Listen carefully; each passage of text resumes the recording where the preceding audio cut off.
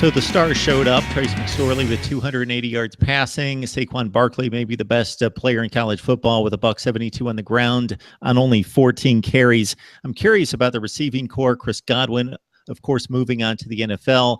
Deshaun Hamilton, somebody who's been a major factor in this offense since he stepped on campus. His first game, I believe, against Central Florida. DeAndre Tompkins, a guy who made plays last season. But you talked a little bit about Juwan Johnson before we started to record. Here's a guy that is a junior this season, only caught a few passes last year, and led the team in receiving. So we can expect to see him, I would think. Oh, yes, he will be a factor in the offense going forward. And even though he didn't have a touchdown grab yesterday, he caught 4 balls for 84 yards. He was the team's leading receiver from a yardage standpoint.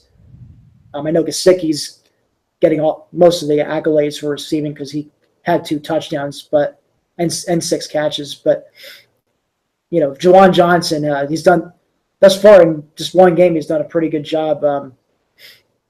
Stepping in Chris Godwin's place and fulfilling the role of being the guy who grabs all those 50-50 balls that Trace loved to throw to Godwin last season.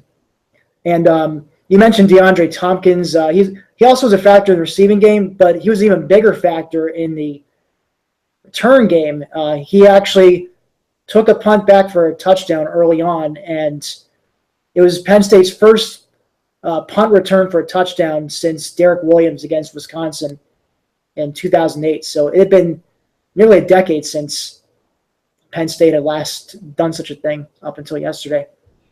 So it's nice to see that streak get broken finally.